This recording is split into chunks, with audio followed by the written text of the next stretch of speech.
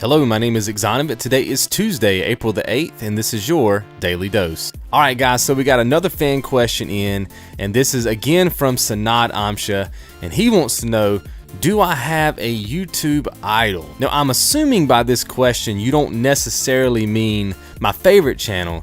You mean like the channel that's like my go-to channel. You know, the channel that every time I see it in my sub box, I watch it. You know, I've probably watched all the videos on the channel. Like, it's just that channel for me. I think that a lot of you guys have heard me talk about the gun shop, which kind of got me into YouTube in terms of actually creating content for YouTube, like actually creating videos. But the channel that kind of got me through a rough period in my life was actually Level 1 Games, L1 Games. A lot of you guys have heard me talk about this channel on this channel before, and I'll tell you kind of how it all started. So I used to work at GameStop. I was a manager there for around 6 years, and I was growing with the company. I was doing well with the company.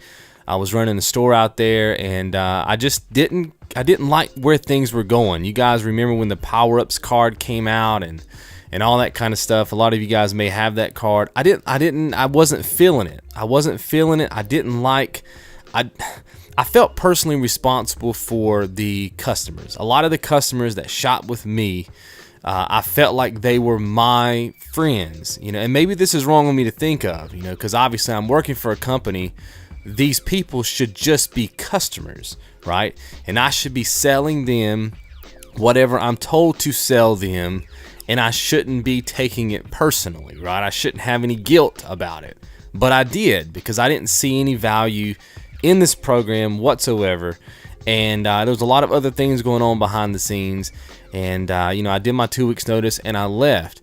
And when I left, obviously, man, I wanted to start my own store. You know, I had people asking me, hey, man, you should just start your own store and like treat gamers the way that you think they should be treated, right? As a customer, but treat them as people, like treat them as friends, and don't price gouge them, and, you know, sell a game for $5 cheaper than the new price and that kind of stuff. And in order to get a discount, you got to pay for a card, and then you can get 10% off. It was like, just be better than that. Like, we want to see that. And you know, I kicked it around for a couple of weeks, and you know, I talked to some, you know, friends about it, and I talked to a potential financial backer about backing initial capital to get it started. I mean, I was pretty serious, but you need substantial cash, man, like at least 70 to 100 grand to get it started, you know, and then you have to have a working, you know, you got to have a working bank probably of around maybe 4 to 6 grand a month, because you got to buy stuff. It's a buy, sell, and trade, right? So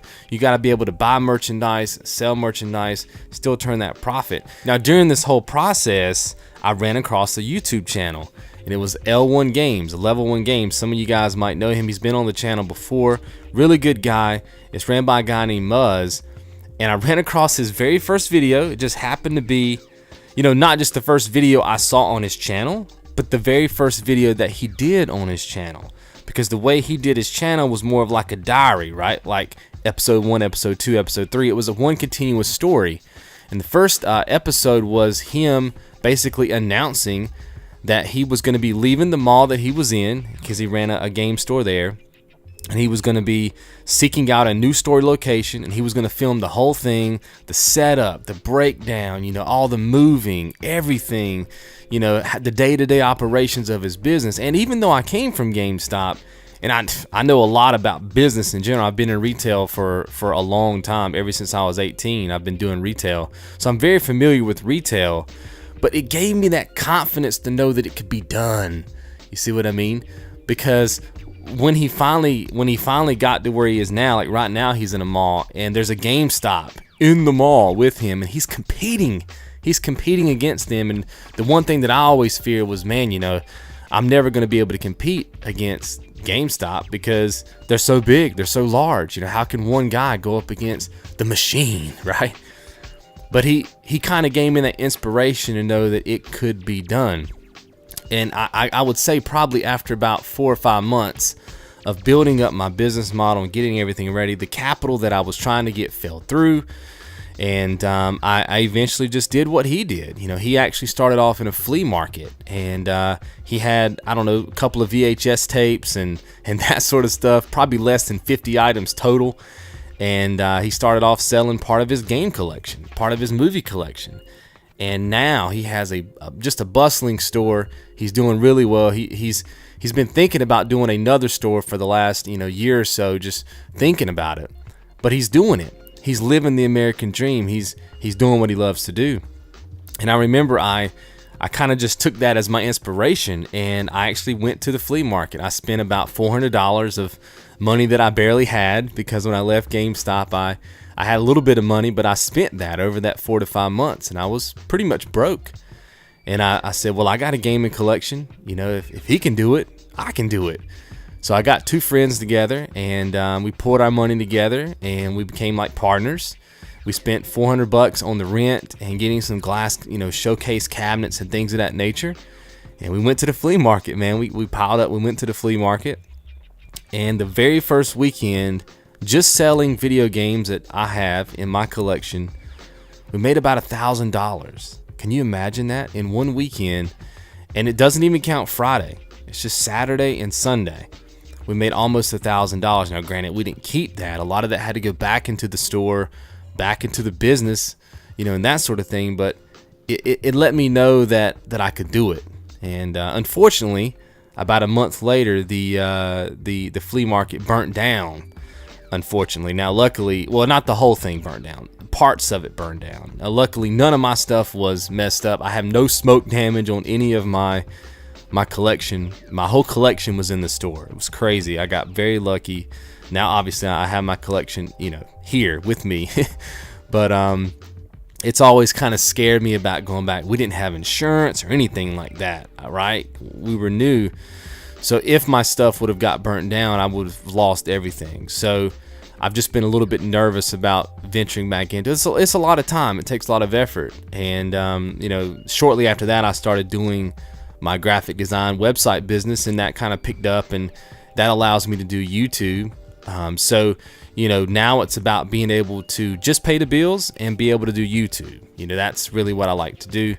I have thought about going back and doing the video game store if the graphic design thing falls through or clients get slow. I could just probably work on the weekend there and then just do the YouTube thing full time, because I could make enough money 4 weekends out of the month, if business went well, to pay all the bills. So it's not something that I am completely saying I'll never do again, because I would love to do it. I would love to do that. I think I can treat customers, gamers, better than most companies can who do buy, sell, and trade. Treat them with respect. Give them value for what they have.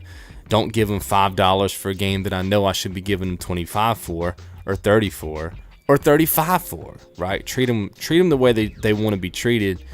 And the business model I had was something that I have never seen on any website or any other store. It was very unique, and and that sort of stuff. So I think I had the idea. It's just the timing was bad.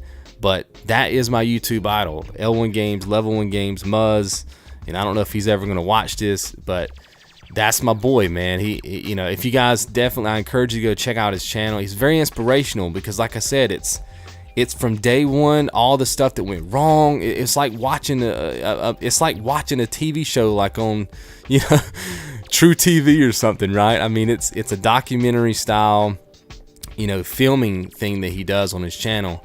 And it just, every bump he had along the way, every good thing, every bad thing, it's all there. You get to watch the store when it's nothing but 4 walls, and then all of a sudden, the next video you see, walls going up, and then the next one you see, he's painted it, and the next thing everything's merchandised, and it's just great. He talks about every single day his profit margins, if he's not making money, if he is making money, when he's placing orders, when he's not placing orders, the things he thinks about on a daily basis, running the business, advertising. It's great. And even if you don't ever want to open up a video game store, you can still, if you're in the business, if you're just in business in general, for any business, if you ever want to open up any business, it's good to watch, because you get that firsthand. He's a small business owner, which I support small businesses, by the way.